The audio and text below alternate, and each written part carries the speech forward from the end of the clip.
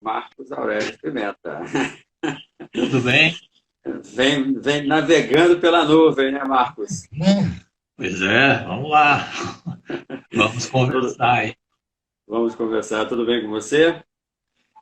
Tá tudo bem, tudo em paz, dia gostoso aqui, né? Temperatura boa. Espero que a gente tenha uma conversa bem legal com a galera aí, que tenhamos uma hora bem boa, bem proveitosa.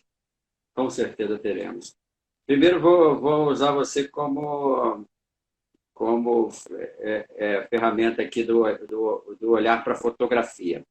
Tá, vamos Como ser. agente do olhar para a fotografia. Aqui na minha tela eu apareço com a cabeça meia cortada. Para você aparece também? Sim, você está Tá sem teto, decapitado. né? É, Então vamos buscar um teto aqui. Buscar um tetinho aqui para melhorar a fotografia. Melhora? tá melhor sim. Já entrou uma fotografia, já entrou um tetinho, né? Melhor, tá melhor, tá bom. Então tá bom. Então vamos lá, vamos ao nosso papo. Então, gente, agora com o Marcos aqui, vamos voltar lá à introdução. Segmento da semana do audiovisual do Instituto de Cinema LCA, aproveitando também para comemorarmos os 70 anos da televisão no Brasil, né? E para a gente ir batendo um papo aí, né? Na segunda-feira tivemos um encontro com o André Buchatski para falar de documentário. O André é direto de Paris, esteve aqui conversando conosco. Ele acabou de entrar, está aqui, e está fazendo uma referência Mestre Aurelius. Na terça tivemos um papo com o Pedro Alves, e, e na quarta tivemos ontem, né, um encontro com o Mauro Alencar, falando sobre a importância da dramaturgia, da teledramaturgia, da telenovela para o mercado audiovisual, para o mundo audiovisual, principalmente fazendo essa relação do quão é importante você tentar fazer um casamento entre realidade e sociedade dentro da ficção, né? Isso vem conversar muito com o que a gente vai falar hoje aqui com o Marcos. O Marcos Aurélio Pimenta é uma daquelas sumidades da área do audiovisual, premiadíssimo, roteirista premiadíssimo, autor roteirista premiadíssimo, escritor, dos poucos escritores brasileiros com mais de 20 livros, mais de 20 livros publicados e com mais de 1 milhão de cópias vendidas, né? Um dos poucos escritores aqui brasileiros com essa marca. Então ele nos traz aí um olhar muito legal, né? Conversando sobre literatura e sobre narrativas audiovisuais. O objetivo do papo de hoje é a gente tentar mostrar para vocês, né? Desde segunda-feira vocês têm aqui é, alguns dos convidados que têm estado conosco aqui nas lives têm falado muito sobre eu tenho uma ideia, mas não consigo tirar essa ideia da cabeça, não consigo colocar isso no papel, não sei por onde começar. Isso é muito comum, naturalíssimo para quem está começando, e isso que a gente vai tentar aqui nesse papo com o Marcos Aurélio, tentar dar uma elucidada para vocês aí. O Marcos Aurélio vai ser o nosso professor, tá? É bom vocês olharem para ele também com esse olhar, vai ser o nosso professor do curso de narrativas audiovisuais, roteiro, criação de história e storytelling, que a gente vai oferecer no Instituto de Cinema LCA, com inscrições abertas a partir de sábado, tá bom? Sábado agora já abre as inscrições. Então vamos aqui um papo aqui. Aurélio, primeiro um prazer tê-lo aqui conosco. Vocês vão estranhando aí, porque uma hora eu vou chamar de Marcos, outra hora eu vou chamar de Aurélio, outra hora eu vou chamar de parceiro, tá? Mas é Isso aí. Marcos Aurélio Pimenta. Marcos, obrigado aqui pela sua estada conosco. Eu que agradeço, Giba, bacana, excelente ter esse contato aí com vocês. Muito, muito legal. Vamos conversar, vamos trocar ideia, vamos evoluir essa questão aí e torcer para que esse seja só o primeiro, né, de muitos outros encontros nossos aí para falar e trocar ideias sobre a criação de histórias. Vou começar desse primeiro ponto que o Giba mencionou. Eu tenho uma ideia. Tem mesmo. Essa é a primeira questão que a gente costuma se defrontar na hora de falar sobre um roteiro. Claro, a pessoa tem uma ideia, mas às vezes ela não tem claro que essa ideia precisa ser desenvolvida de uma determinada forma para encontrar a tradução dramática dela. Então, você tem, às vezes, é uma ideia sobre uma história, uma crítica, uma história romântica, uma história política, ok. Isso é um tema que você tem mais ou menos presente na sua imaginação. A partir daí, você tem que fazer alguma coisa com esse tema. Essa que é a questão que às vezes não está 100% clara para todas as pessoas que vão começar a desenvolver o projeto de audiovisual e a tentar disputar aí um lugar nesse mercado já, né, limitado, já com poucas oportunidades. Ter um tema é o começo, você tem que transformar esse tema numa questão, numa discussão, numa premissa, numa ideia a respeito disso, que você precisa transformar num desafio. A partir do momento que você desenvolveu essa premissa sobre aquele tema, aí você começa a pensar onde você vai posicionar o seu personagem e como, através de um percurso dramático que você vai percorrer com ele, você vai chegar a alguma conclusão sobre esse tema.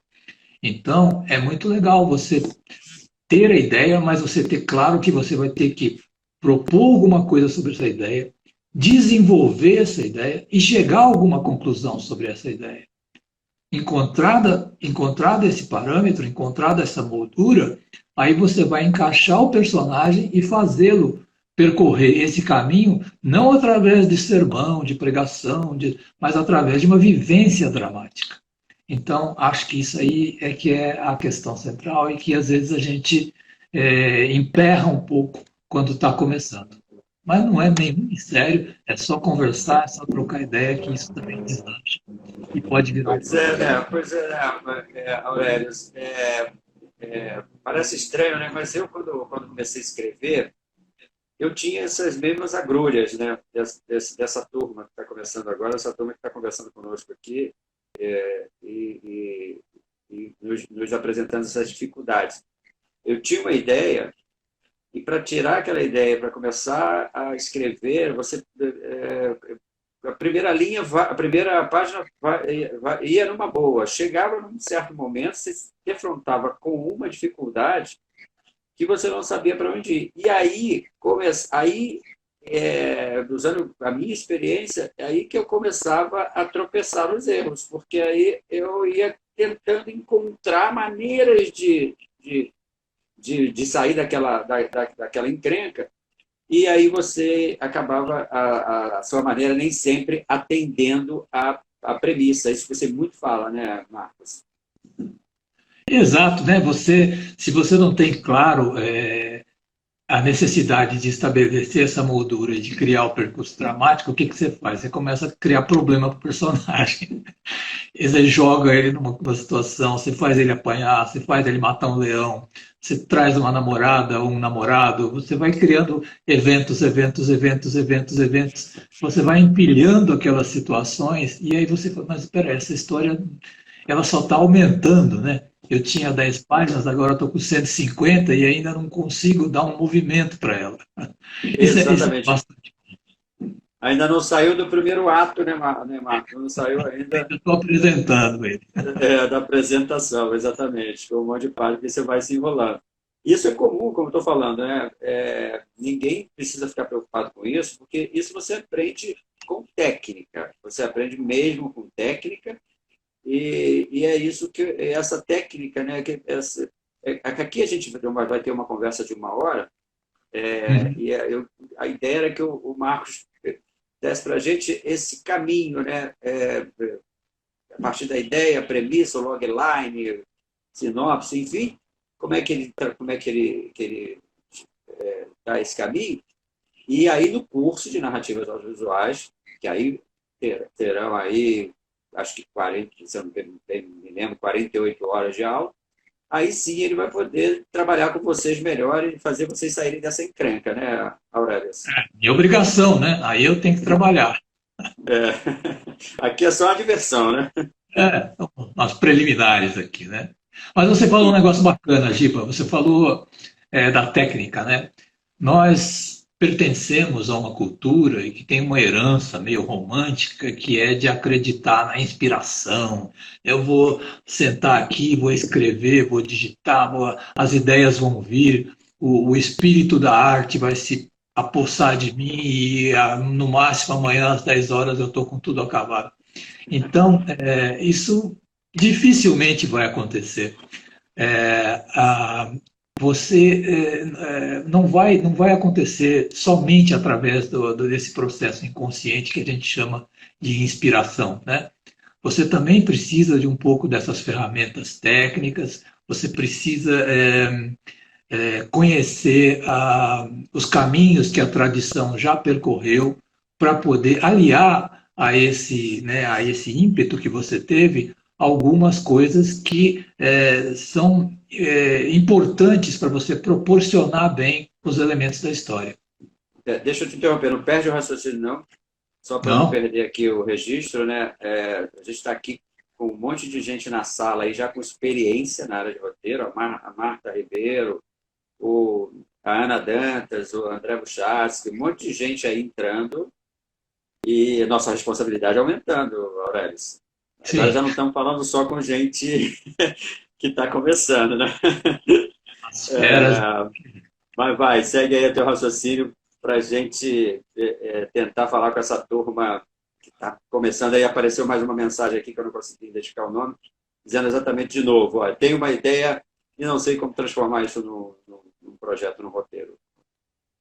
Sim, não, vamos, né? Você precisa trabalhar primeiro, definir essa ideia, né? Talvez a gente possa conversar aí, ou no curso, né? Ou em alguma outra situação, mas você definir o que você quer demonstrar com essa ideia, né? Você quer chegar a partir de um determinado ponto em relação a essa ideia e chegar num outro ponto. Por isso é que se chama roteiro, né? Você vai seguir de um ponto a outro. E aí você vai estabelecer as paradas, as experiências que você vai ter pelo caminho, né?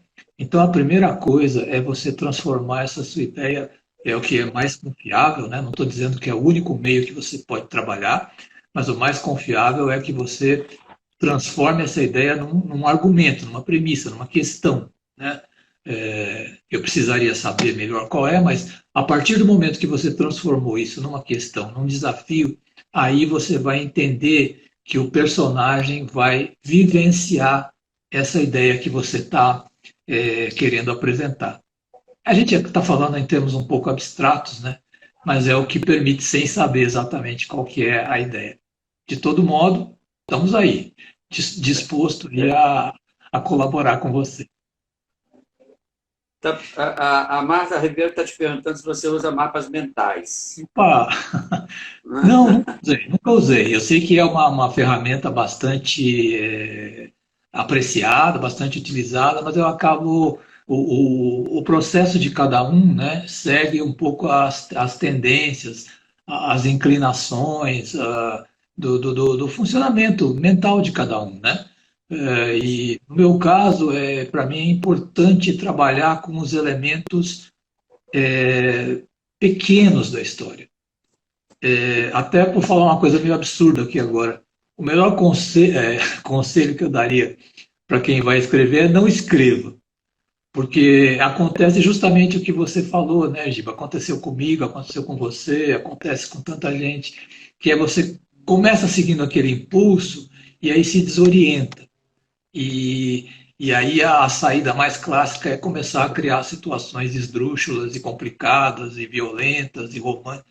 Tudo vai sendo puxado daqueles clichês que você já conheceu ao longo da sua vida. Então, o que eu acho bem bacana, o desafio legal que tem mesmo é você trabalhar no nível do átomo da sua história, que é a logline, né? Você definir ela eu acho que foi o Pedro que falou na live dele, falou, parece simples resumir aquilo numa sentença, mas vai fazer para você ver. Não é nada simples. E depois trabalhar, desenvolver aquilo numa sinopse, quando você tiver uma logline clara, uma boa sinopse de 10 linhas, perder muito tempo com o argumento, que é a construção do texto da história em mais ou menos umas 10 páginas, perder todo o tempo que você puder com isso, e aí você só tem a ganhar, porque a hora que você começar a escrever, tudo vai estar tão mapeado na sua mente, tudo vai estar tão organizado, claro e contestado e debatido em níveis mais concentrados, que você vai ter uma facilidade muito maior para escrever, você vai ter clareza de que aquilo corresponde ao primeiro ato, aquilo corresponde ao início da jornada, aquilo é o fulcro, o midpoint. Então você vai acomodando a sua narrativa nessa formatação e ela vai adquirindo, né, aquela consistência segura. Depois, se você quiser bagunçar tudo, criar uma coisa até um pouco mais criativa, ousada, própria, ok, mas você vai ter partido de uma base segura, que é uma coisa bem importante. Pois é, isso que o Aurélio fala é muito interessante, né? Aprendi a escrever, não aprendi ainda, ainda estou aprendendo, mas o que eu sei hoje eu aprendi com esse cara, né? O Aurélio, ele tem um poder de sintetizar as coisas, de fazer-nos compreender as coisas, e assim, quando ele fala que você precisa... o que é o logline, né? E o que é a sinopse? Vou deixar você falar, Aurélio, dar essa explicação técnica, né? O que seria esse logline, o que seria essa sinopse e qual é a função desses dois documentos iniciais para a gente começar o... Sim, Giba, do momento que você tem uma ideia, você tenta transformar ela numa logline, que é uma frase curtinha, umas 4 linhas, assim, 5 linhas, resumindo... Posso dar um exemplo de um trabalho comum que a gente tem? Que acho que a gente pode... Né? Por exemplo, nós temos uma série que a gente desenvolve juntos, eu, o Aurélio, a Ana Dantas, que está aqui nessa sala também, e o André Buchatz, que também está nessa sala. Chama Anjo da Guarda. O logline de Anjo da Guarda é delegado... não vou lembrar exatamente, mas vou aqui, vocês vão entender. Você lembra? Logline? Delegado amargurado, né? Amargurado delegado de polícia, afastado das suas funções por uma ação precipitada, vive hoje com sede de vingança. Esse é o logline de Anjo da Guarda, mais ou menos, né? Você conta em 2 linhas o que é a série, é isso. Você pode ir de 2 a um pouco mais, mas você tem que se concentrar num nível bem fechado e fazer qualquer pessoa que leia a logline entender que ali está concentrado, ali estão concentrados os desafios da sua história. O personagem, o desafio, a trajetória, o desafio, o obstáculo e o objetivo. São as coisas que você deveria, em tese, concentrar ali. Você vai escrever isso, vai reescrever isso várias vezes, porque aquela que você encontra no início e que você vai ampliar depois com a sinopse e depois com o argumento, vão trazer novas luzes, novas perspectivas. Você vai repensar aquela questão e vai modificar lá a logline, a sinopse. Não tem problema nenhum, né? É até um sinal ótimo.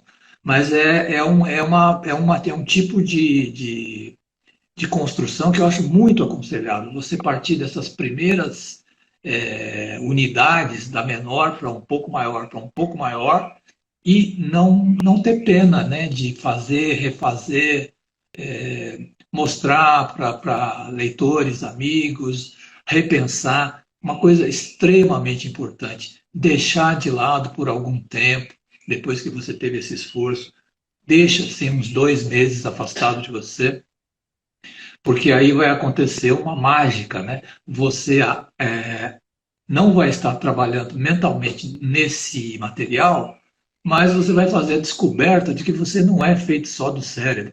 Existem outros níveis de percepção, interpretação e abordagem dos problemas, não só do roteiro, de todos os seus problemas, que não estão restritos à racionalidade.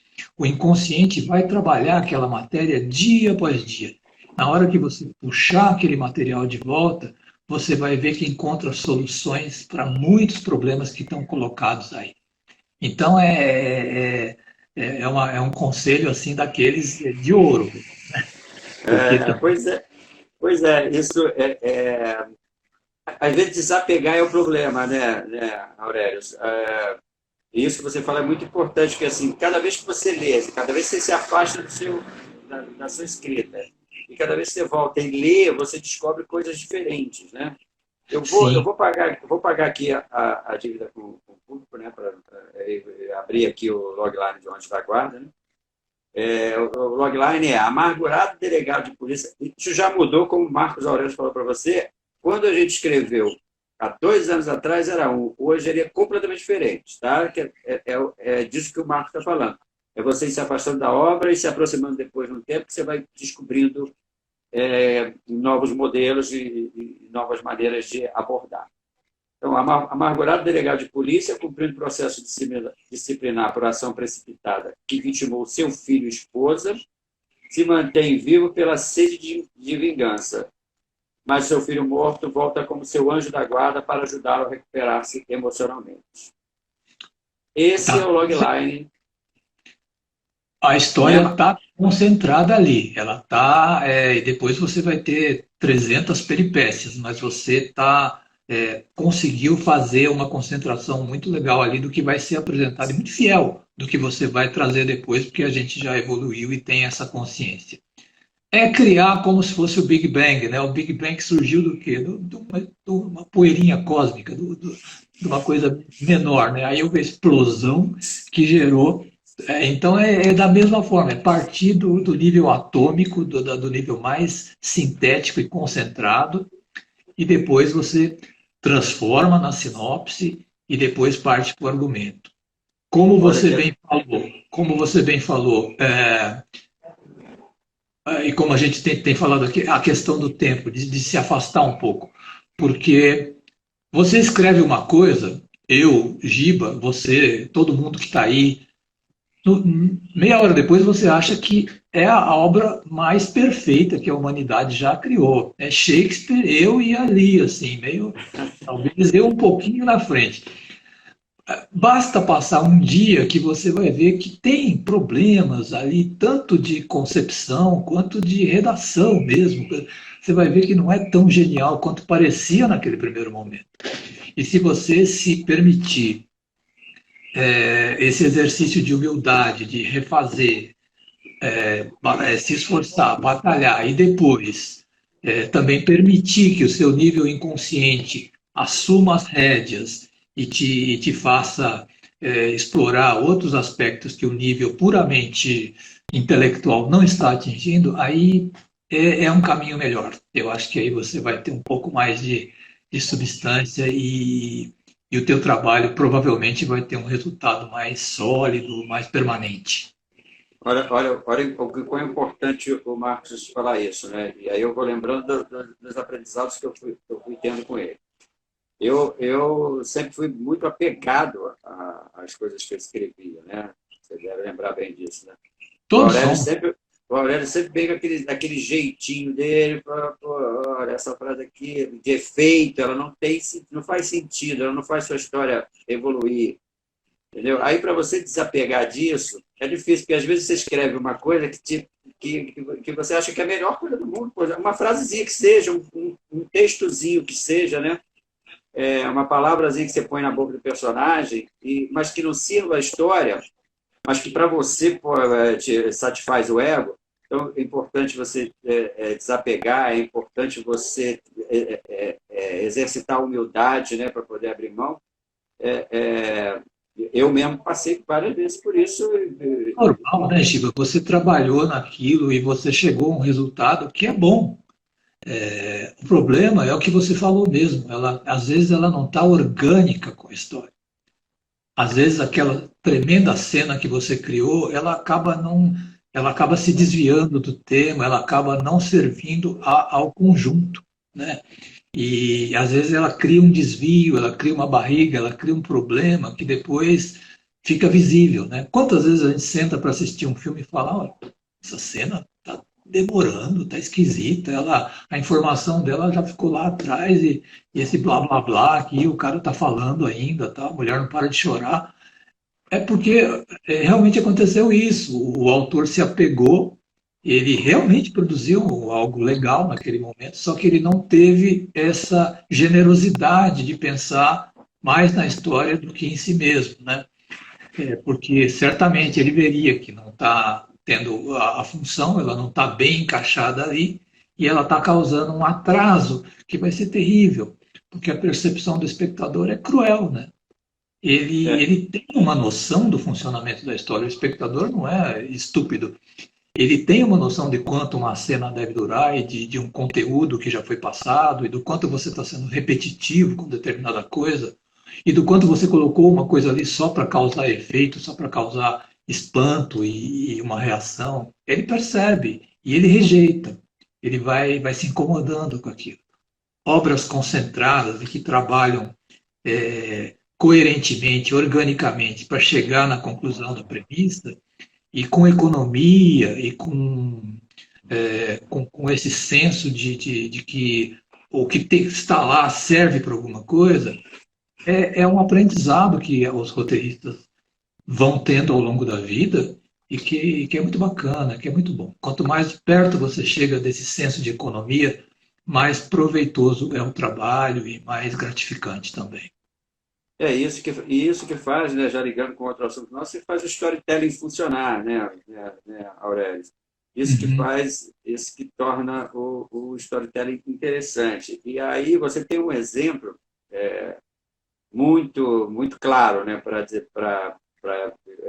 dizer o que é um storytelling, né? Quando você conta aquela história do sentar diante da televisão para ver um filme sem compromisso, que você acha que não vai, né, rolar. Conta para gente, usa esse exemplo para ver se alinhar isso. É isso mesmo, você senta para assistir uma história, você aceita o convite das primeiras cenas, você embarca na história com o personagem, mas a uma certa altura você começa a ver que certas situações estão exageradas, ampliadas excessivamente, eh, diálogos um pouco arrastados, reações extremadas num ponto que o personagem ainda não viveu toda a experiência dele. Então você vai, né, como a gente observou, você vai se incomodando com a construção e vai perdendo o interesse na história. Você vai E ao vendo que contrário também acontece, né, Aurélio? o contrário é você. É uma situação muito interessante, quer dizer, você não gosta daquele gênero de coisa, eu detesto filme romântico. Mas, às vezes, a organização da história, o chamado storytelling, está tão bem encadeado que você fala, não, eu vou continuar, vou continuar, vou continuar. No fim, você está chorando junto com o personagem, né? Porque é o efeito de você contar de uma maneira concisa, objetiva e que serve a um propósito, né? Isso é muito legal, isso é muito bacana, é um aprendizado também que a gente vai adquirindo aos poucos e sempre apanhando, sempre caindo, sempre cometendo erros, mas pelo menos sabendo para onde vai, né? Sabendo para onde direcionar a sua energia. Isso é muito importante, né? Sabendo para onde vai, sabendo para onde direcionar a sua energia. Isso chama técnica, gente. E isso que é bem importante a gente botar na cabeça, entendeu? A gente não pode, como a gente já falou lá no início, né, e usando de novo esse gancho aqui, a gente não pode achar que, sem dominar as técnicas das narrativas, da narrativa audiovisual, você vá para algum lugar. Você tem que se dedicar a estudar, a conhecer a técnica, a aplicar essa técnica dentro da sua escrita, que aí você vai adiante. Voltando lá, Aurélio, para o início, ali para o nosso roteirinho, né? Para a gente fazer jus aqui ao nosso caminho, né? Então, a gente criou o logline, criou a sinopse, né? Talvez você fale mais um pouquinho da sinopse aí, o objetivo dela, tudo. Uhum. E aí a gente segue aí para o desenvolvimento dos personagens, né?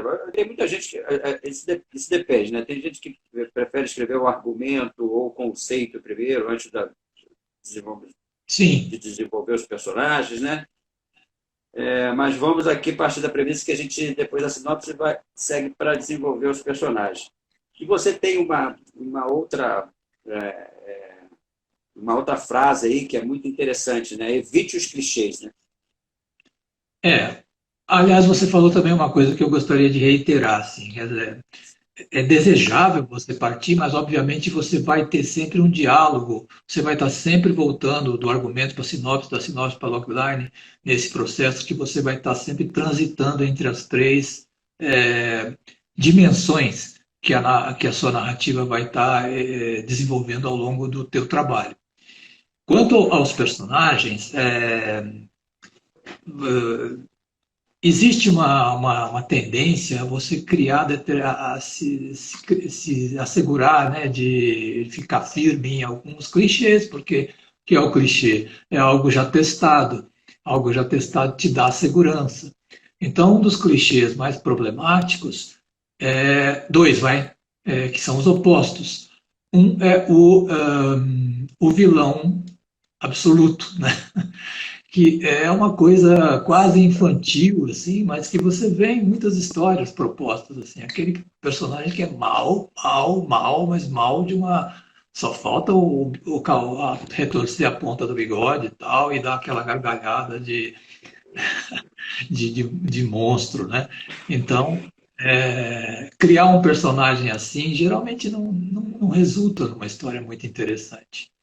É melhor a gente entender os motivos de um comportamento sob a influência dos venenos mentais, dos problemas, mas a gente pelo menos está consciente de que aquela operação, aquele modo de ser, é atribuído a determinadas causas. A gente começa a entender por que o personagem funciona daquela maneira.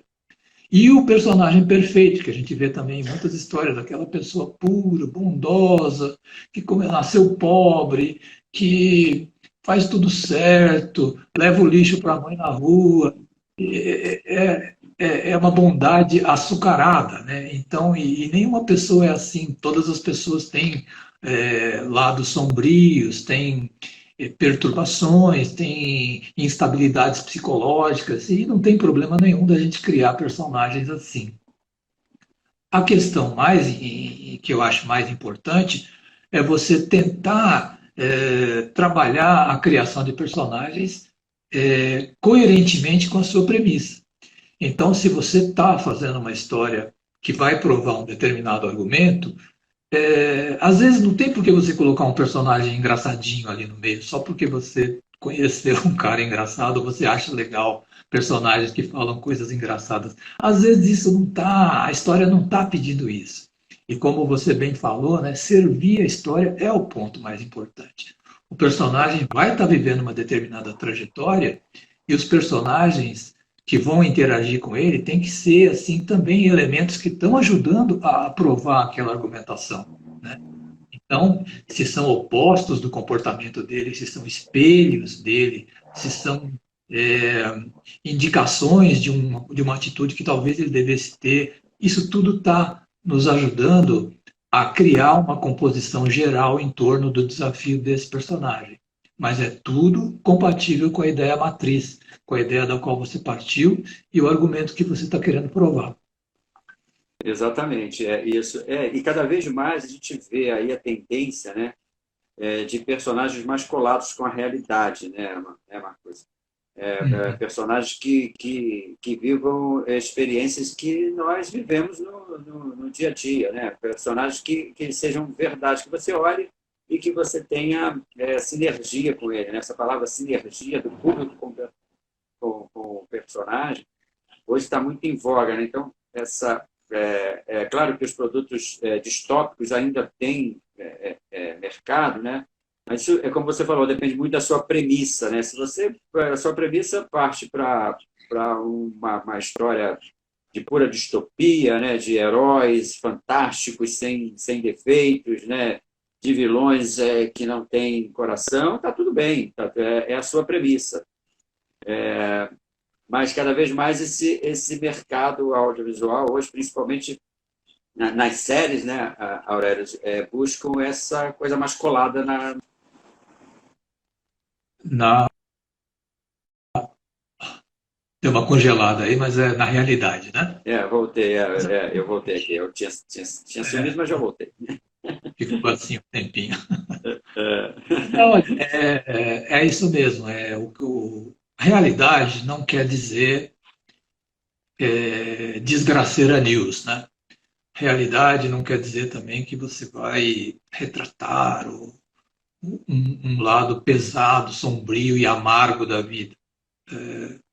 A realidade, às vezes, também ela é relativa, ela é composta por elementos de imaginação e, e falando também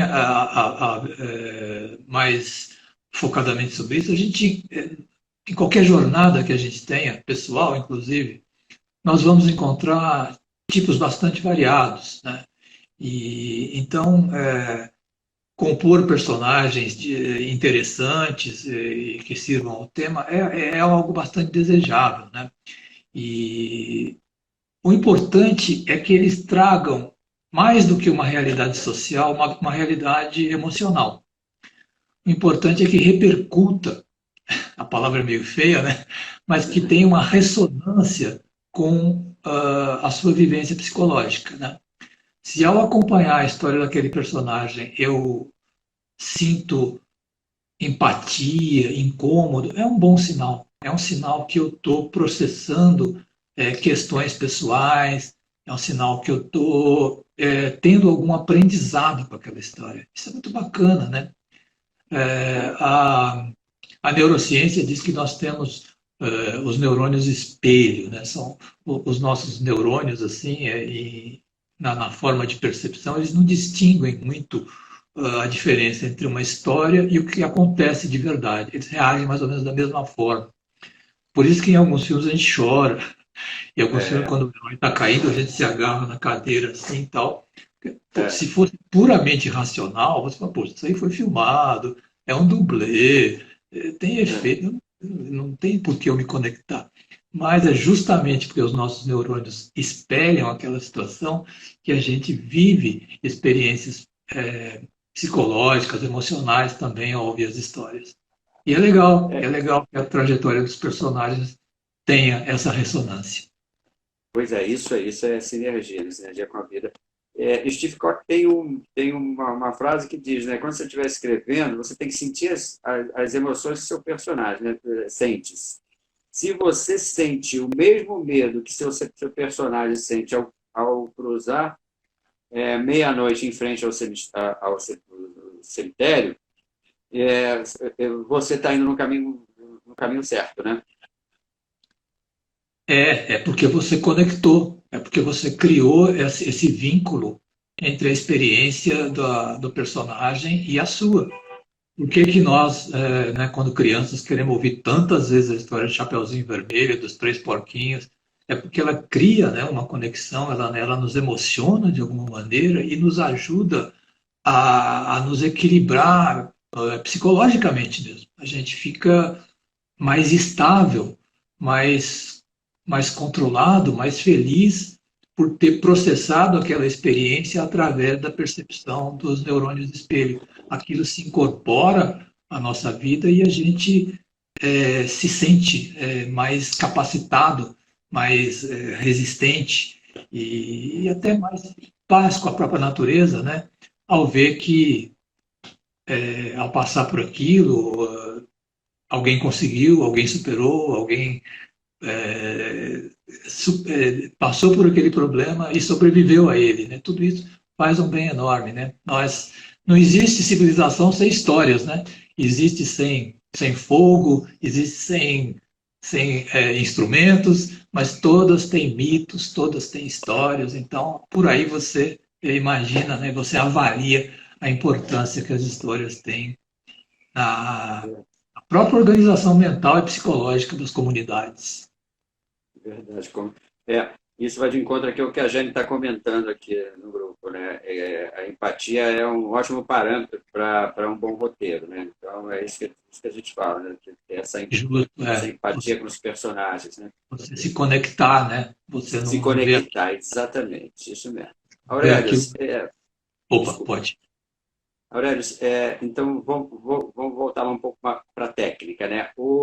Você comentou aí sobre a jornada do personagem, né? Queria que você falasse um pouquinho sobre esse conceito de jornada de personagem e um pouquinho da estrutura, né? Já que a gente já está aqui, faltam só 15 minutos, cara, passa muito rápido. Já que a gente já está aqui no finalzinho, eu vou falar um pouco sobre essa jornada e sobre a estrutura em 3 atos, né? Que é a técnica mais utilizada. É a zona de conforto, é um lugar que te dá estabilidade para você pelo menos pensar inicialmente. Depois você pode até expandir isso, romper com isso, não tem problema nenhum, mas é um local onde você pode parar e falar, olha, a partir daqui eu posso estruturar minha história com segurança. Tem um estudioso muito famoso chamado Joseph Campbell.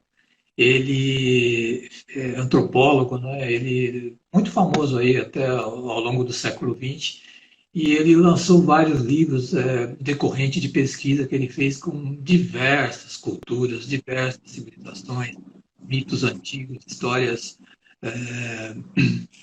de outras civilizações, e ele chegou a esse modelo, né? Ele apresentou de uma forma um pouco mais consistente esse modelo que ele chamou de monomito e que foi apresentado, se não me engano, no livro O Herói de Mil Faces.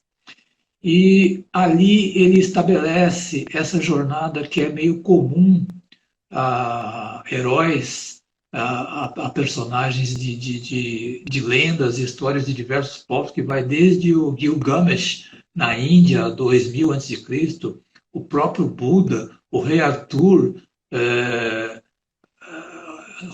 Julieta, Hamlet. Ele identifica a jornada vivida por esses personagens com base num modelo estrutural que é bastante confiável, né? Essa é a famosa estrutura em 3 atos que descreve a trajetória do herói, do protagonista ao longo de uma aventura. E cada um dos elementos da jornada a gente levaria um bom tempo para participar, para explicar um pouco melhor, mas basicamente, falando bem grosseiramente assim, ele indica que o personagem está num determinado estado, numa condição de calmaria no início da história, vivendo numa situação mais ou menos harmônica, até que um determinado evento o obriga a sair para uma aventura. Ele reluta sempre em participar, porque decididamente ele não tem as forças necessárias para corresponder ao desafio, porém as circunstâncias o lançam nessa aventura. Ele parte então, geralmente sozinho, e vai encontrando aliados ao longo do caminho.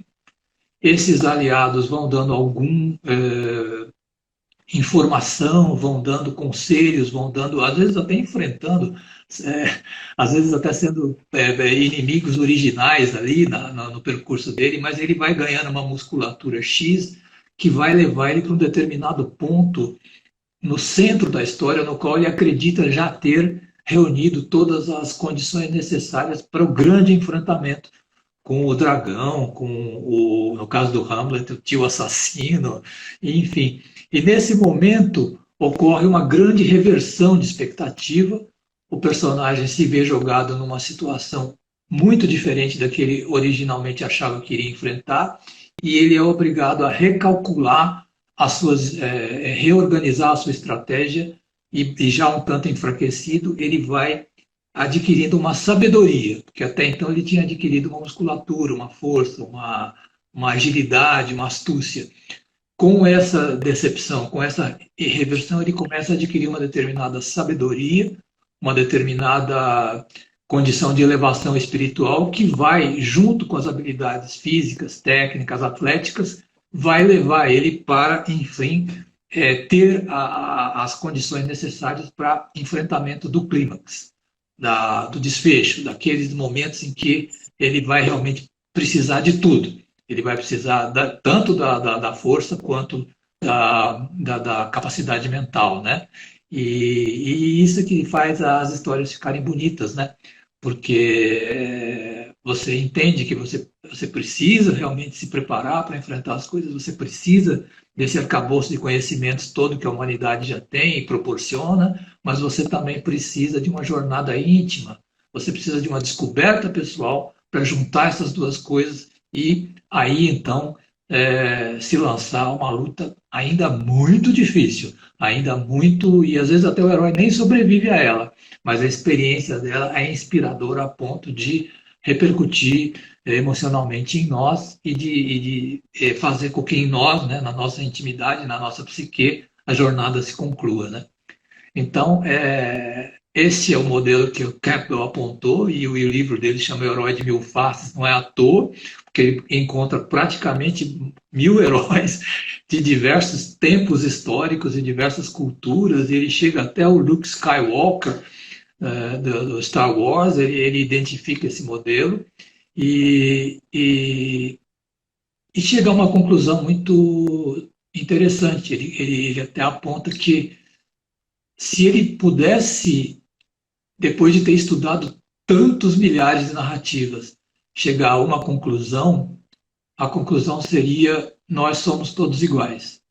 De certa forma, de algum modo, remotamente, ali no fundo de cada uma dessas histórias, tem um ensinamento de que não há seres humanos superiores, não há seres humanos tão humildes que não possam atingir um grau de sublimidade, de inspiração, e que, no fundo, as experiências que nós vivemos, as dores que nós temos, as urgências que nós sentimos, são muito parecidas. E quanto mais nós tivermos empatia uns com os outros, quanto mais nós tivermos a capacidade de não nos vermos tão destacados do outro, tão superiores ao outro, tanto mais felizes nós seremos. É verdade. Isso é a história da conexão, né? É a história da proximidade, né? Da empatia, da sintonia, né?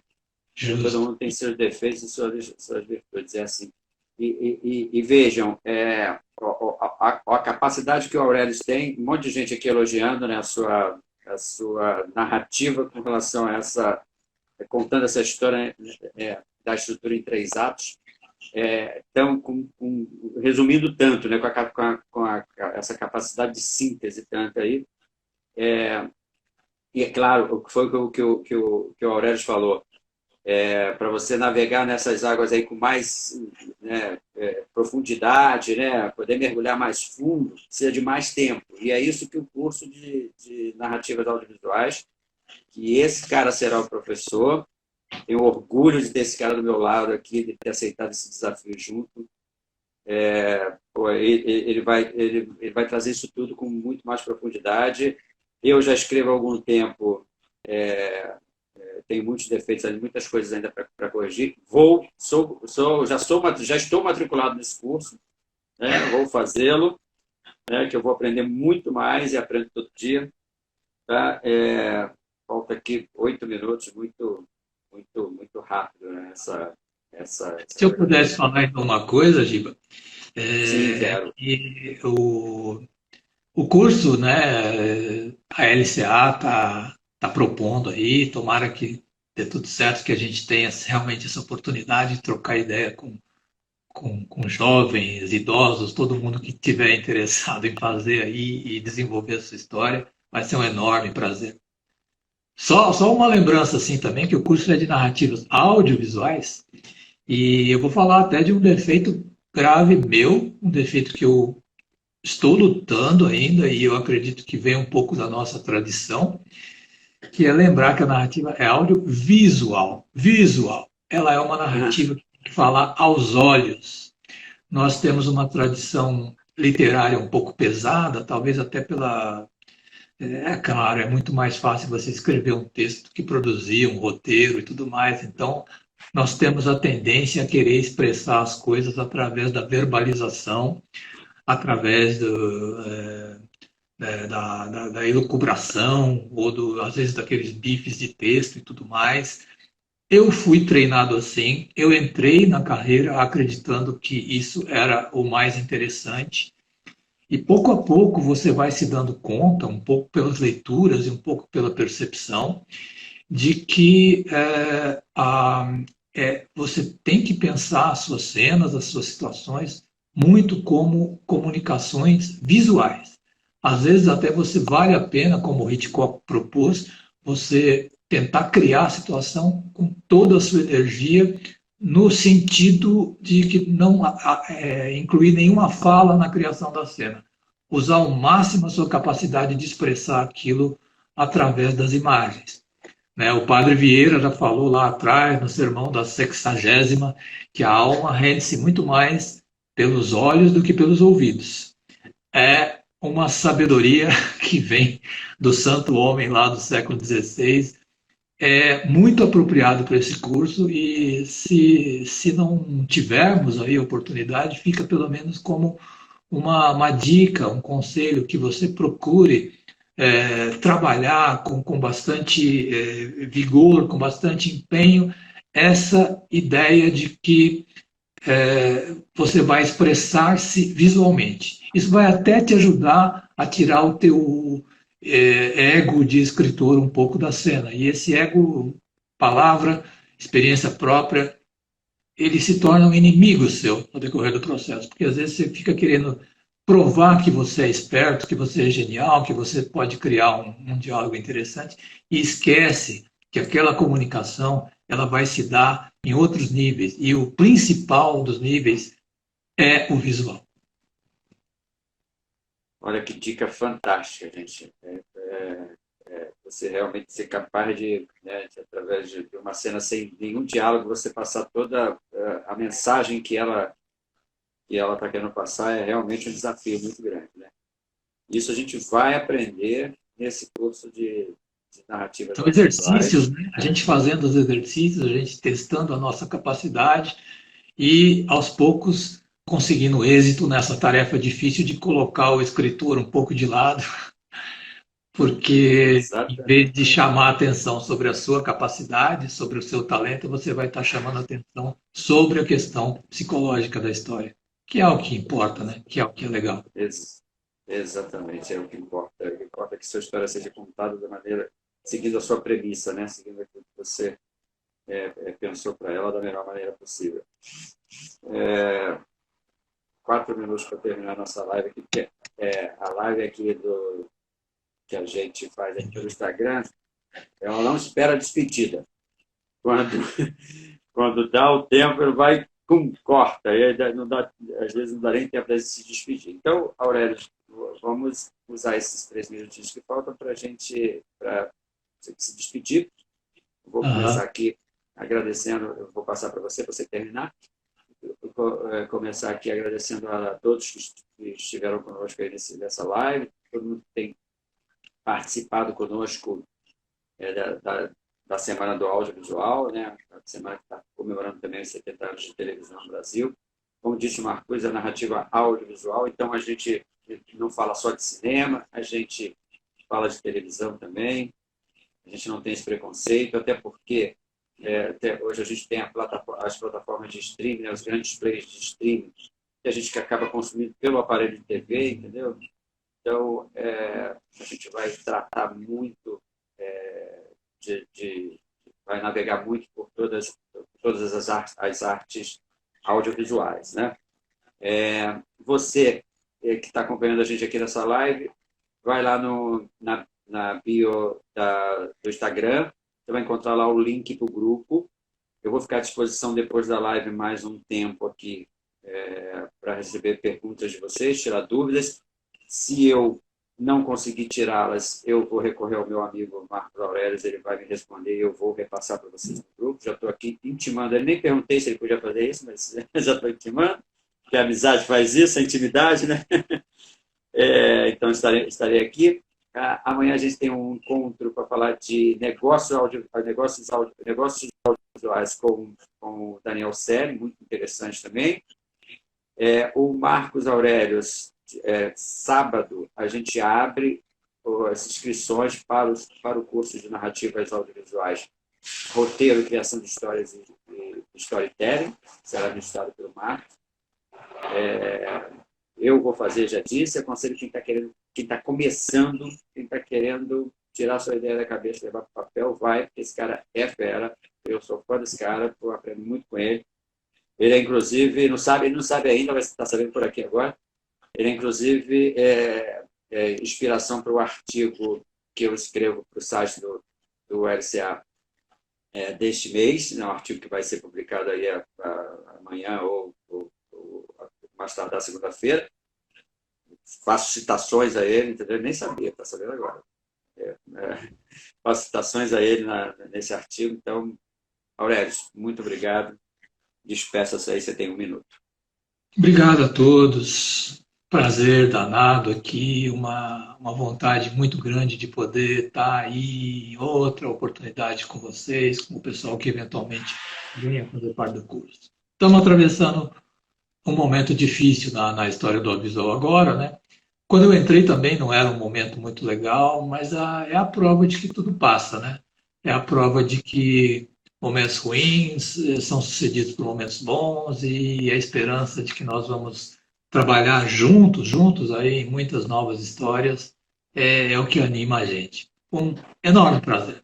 Tomara que a gente se veja outras vezes e trabalhe sempre bastante. Muito obrigado, meu amigo. Muita gratidão por você estar aqui. Muito aprendizado de novo. Gente, lá na bio do Instagram, link para o WhatsApp. Espero vocês